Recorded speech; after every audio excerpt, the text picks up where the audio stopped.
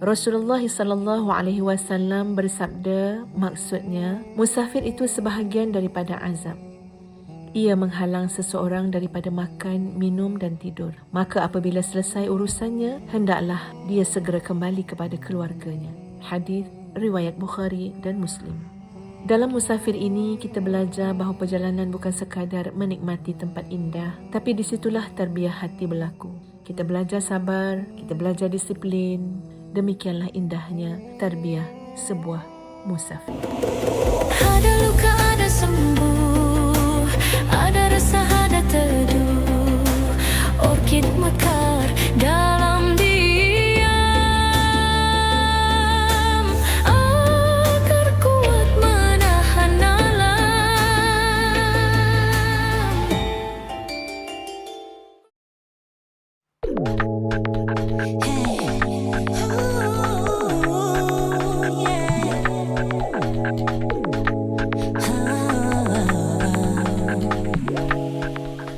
Doktor, kalau musafir,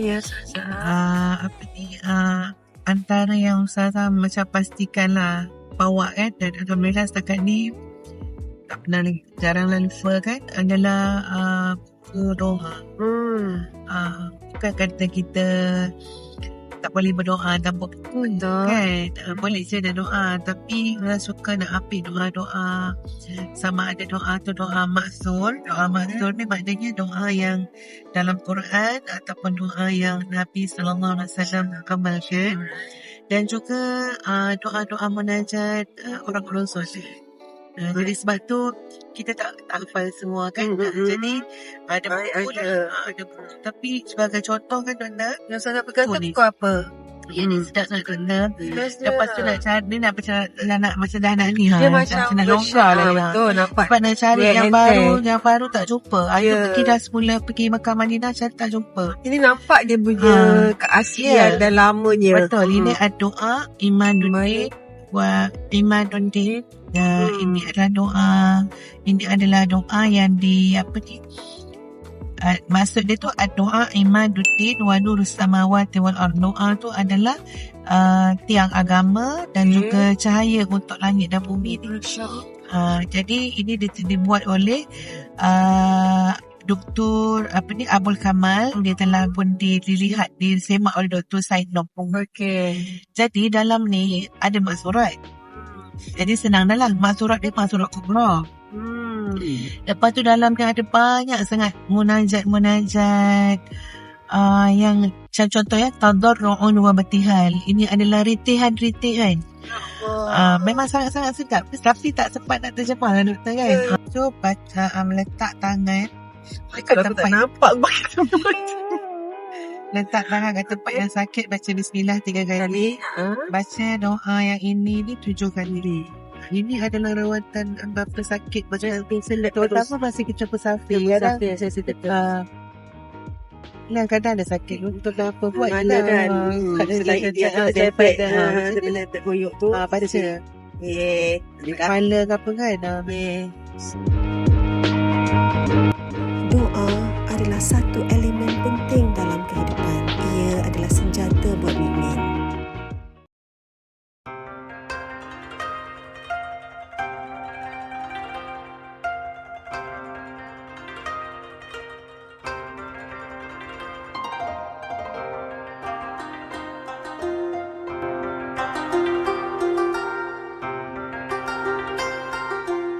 Assalamualaikum warahmatullahi wabarakatuh. Kini kita berada di Oishi Park, Kawaguchi College. Alhamdulillah, kita dah berada di sini Ustazah. Alhamdulillah. Masya Allah, tempat yang sangat cantik. Cuaca kat sini sekarang ni sangat nyaman. Kalau kita tengok nanti kita tengok sebab Gunung Fuji menyorok pada sedikit malu sedikit malu dengan kameraman pastinya. Ada 4 musim kan. Sebenarnya kalau merancang percutian, ini di antara tempat yang cantik untuk bercuti Doktor. Sebab sini makanan halal senang, mudah. Lepas tu sini juga ada homestay ataupun maknanya rumah inap yang Muslim friendly lah, saya boleh kata tau. Dia macam kalau siapa yang dah datang, dia akan dapat rasakan dia memang welcoming sangatlah. Airbnb dan rumah-rumah Jepun kat sini. Dari peribadi saya yang datang pada musim, secara peribadi maksud saya datang pada musim winter Saza. Ya. Sejuk banget. Memang best sangat. Ya. Dan bayangkan juga bila kali ni saya datang pada musim autumn, memang nampaklah dia hijau dia, bunga-bunga dia, ada yang dah nak luruh kan Saza kan? Ada yang dah orange. Itu yang cantiknya. Ya. Okey? Ya, betul. Itulah lokasi apa ni? Inilah Gunung Fuji ni. Fujisan. Sorok dia punya pincang. Ya, dia tunjuk Fujisan nanti. Bangkitlah wahai jiwa, mekarlah seindah orkid di dunia. Dalam tenang ada cahaya, dalam cabaran ada makna. Bersama kita melangkah, mengikat janji setia. Wanita jiwa perkasa, indah di mata pencipta. Saran Dr. Linda kepada wanita yang mungkin sudah mengalami gangguan hormon, tetapi rasa nak kata segan, malu ataupun ayat yang paling tepat kan, ragu-ragu ataupun was-was dengan keputusan yang akan datang. Maksudnya takutlah dengan keputusannya. Sebabnya nak jumpa Dr. Linda tu takut kan. Macam jumpa saya tu ramai yang bertanya pendapat Dr. Linda, perlukan saya buat medical check up, test hormon doktor, sebab saya takutlah report dia nanti saya risau report nanti macam ni. Ya. Yang pertama sekali, wanita yang saya kasihi sekalian, saya juga wanita yang seperti kalian. Saya juga diduga dengan pelbagai dugaan hidup. Dalam hidup ini, kita tidak hari dengan pelbagai dugaan dan cabaran kehidupan. Dan dengan itu, perkara inilah saya tekankan sekali lagi, wanita yang ingin berjaya dalam kehidupan, ingin tenang dan yang wanita yang mudah kita panggil jatuh sakit, tapi nak berjaya dalam kehidupan, nak berjaya dalam bisnes tapi mengalami cabaran kesihatan ini. Sebab itulah saya nampak jangan risau untuk berjumpa dengan Dr. Linda kerana rawatannya sudah ada. Rawatan hormon di Malaysia sudah tersedia di Malaysia. Itu penting. Apa juga anda alami seperti gugur rambut, keletihan, kelesuan, masalah berat badan, Dr. Linda boleh santuni dengan menjalankan pemeriksaan hormon, dan Dr. Linda akan bagi spesifik rawatan untuk wanita-wanita yang saya sayangi, insya-Allah.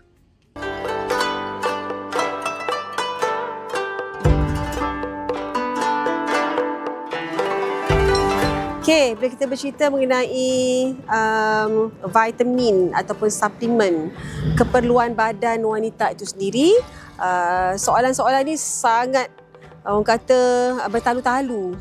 Soalan untuk vitamin ni, perlu ke, tak perlu ke, berbanyak ke, tak banyak, berapa banyak nak ambil. Vitamin C semua orang tahu. Kalau cakap vitamin C, anak kecil pun tahu vitamin C datang daripada mana. Jadi bila semua orang tahu, dia nampak pandang tak penting. Jadi yang tak penting ni lah Dr. nak tekankan, penggunaan ataupun pengambilan vitamin C yang cukup dos dan keperluan yang tepat untuk wanita, kerana wanita kita semua manusia, tak sahaja lelaki, tak sahaja orang tua, bukan sahaja budak kecil ataupun kanak-kanak, semua manusia tak boleh menghasilkan vitamin C.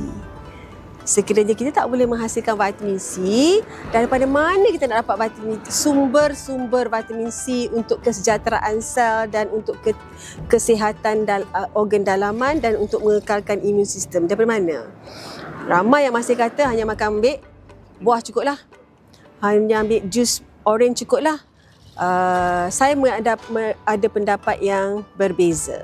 Dan bukan saya seorang, ada wanita dekat atau doktor di Malaysia ni, ramai lagi yang berkata kepentingan vitamin C perlu diambil daripada pil kerana kita perlukan jumlah dos yang tinggi.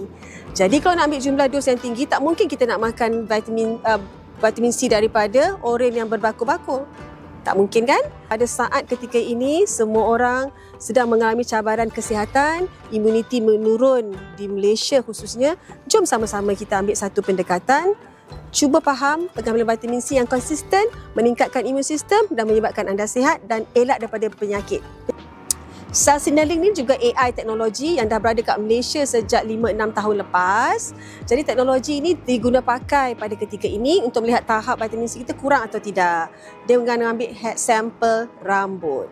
Bila ambil sampel rambut, akar tadi kita nak check, kita ada satu gadget, letak akar rambut tu dan kita akan baca akar itu informasi-informasi kita sendiri di Germany dan report akan datang balik dalam seawal setengah jam.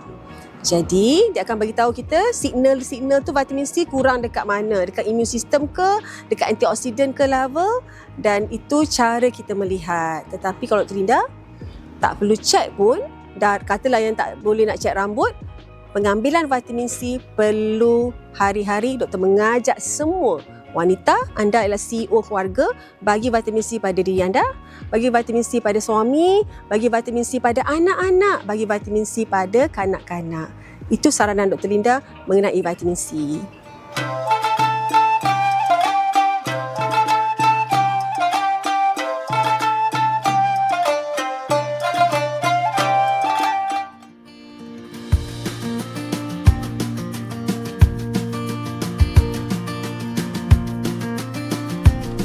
Okay Mam, hari ni kita kena pergi Aeon ni. Kang Abbas akan bawa kita ke Aeon. Kita akan cari 5 perkara ni lah. 5 perkara ni untuk kita buat barbecue dan doktor nak masak nasi lemak. Okey. Apa benda yang kita nak cari untuk barbecue tu? Itulah ayam, daging. Tapi ada ke ayam halal ni? Ayam halal ada. Aeon sini. Ayam itu saya belum tahu di sini tempatnya. Pun diragui. Diragui. Tapi kalau ada tanda halalnya boleh beli. Boleh beli. Okey. Kalau tanda halalnya. So, okeylah, tak apalah. Kita pergi dulu Aeon. Nanti sampai Aeon kita tengok macam mana. Apa yang kita boleh beli. So, kita punya cabaran hari ini adalah mencari bekal bahan untuk masak nasi lemak. Yang kedua, untuk kita buat barbecue. Paling mencabar adalah dia tak ada daun padi.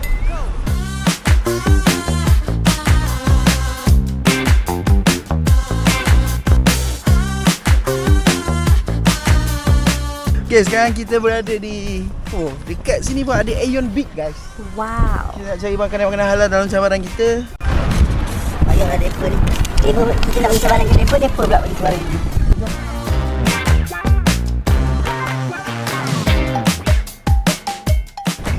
Cabaran ni lah ni. Sos berwarna hijau. Sayur berwarna hijau. Tengok.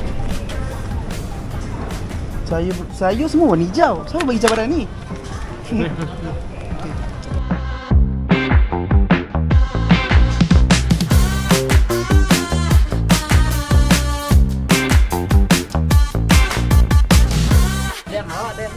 Bukannya ada yang kan di sini level yang mahal.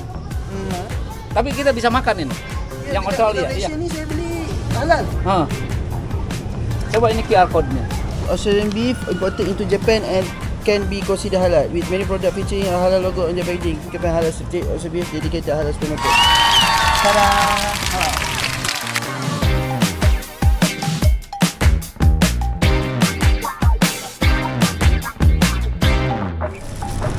Semua orang lelaki pergi basah. Saya pergi basah tapi hari ni tiba-tiba tak reti pula. Bagi makan ustazah ni. Dengan reti.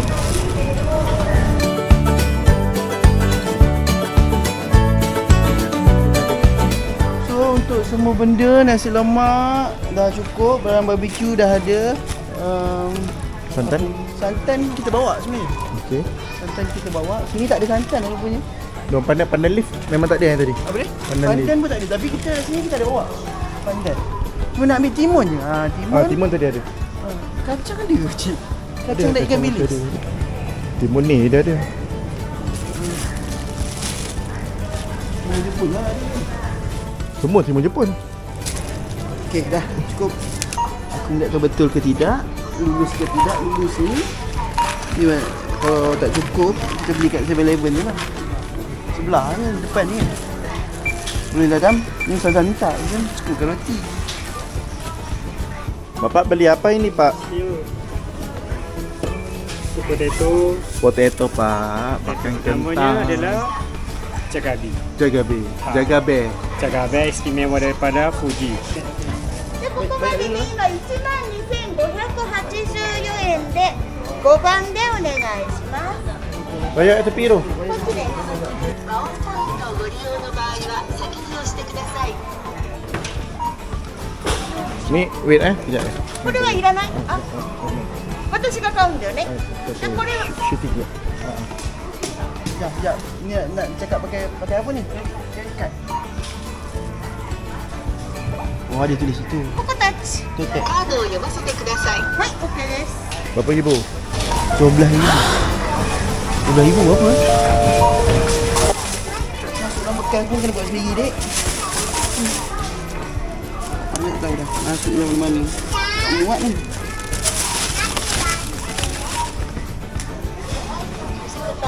Nah. Ya, baru saja berbelanja membeli beberapa coklat yang saya akan bawa pulang ke Malaysia untuk kawan-kawan. Pastinya istimewa daripada Jepun.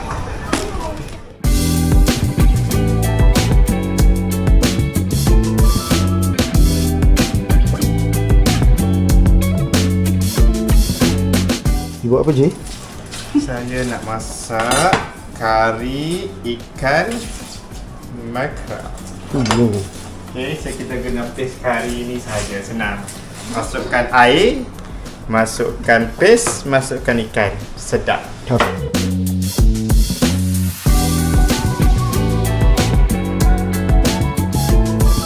Kita bancur dengan ayam aja. Satu paket ni untuk satu family makan. Dia buah ayam 500 ml. Since kita ada pengukur, kita agak-agak. Tujuan pertama saya adalah masak nasi. Masak nak masak ni tau. Dengan terengkung 3 jam lepas solat. Alhamdulillah kita masak makrel gulai di Fuji malam ni. Alhamdulillah. Ni okey je ni. Mendidih dah kalau tu? Okey dah. Semua.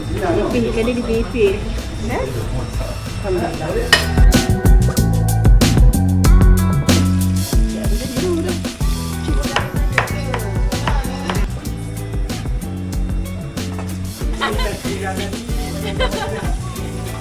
Ni betul ke dah off? Tu rumah ni, di mana kat ni? Saya cakap penting kan? Okay, tadi ada air rebusan daging tu, buang lah. Kita nak bawa yang mana ni? Buang lagi. Dia tengok. Lemak dia tu sihat lemak sihat. Dia kena caramelize macam ni. Ya?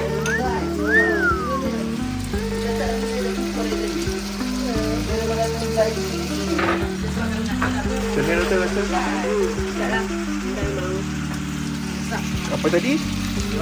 Daging.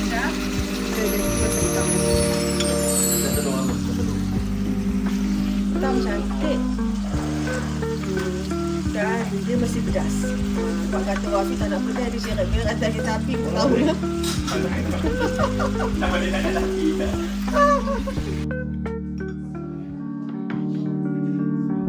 Alhamdulillah malam tu kami dapat masak dan makan bersama. Menunya sederhana tetapi kebersamaan itulah yang paling bermakna. Alhamdulillah penggambaran kami dalam Doa Kitchen diteruskan menuju ke Gunung Fuji. Gunung Fuji ini yang begitu ikonik di Jepun, namun hari ini Fuji sedikit malu di sebalik awan. Dalam episod ini, saya belajar satu tips penting ketika bermusafir iaitu membawa buku doa musafir. Supaya walau sibuk dalam perjalanan, kita tidak lupa untuk terus berzikir dan berdoa kepada Allah. Kami kemudian singgah di Tasik Kawaguchiko. Suasananya sangat tenang. Menikmati keindahan alam bersama Ustazah mengingatkan saya bahawa musafir juga adalah ruang untuk mentadabur ciptaan Allah. Kesimpulannya, musafir bukan sekadar melihat tempat yang baru, tetapi tentang doa yang mengiringi perjalanan ini dan kebersamaan yang menjadikan setiap detik lebih indah.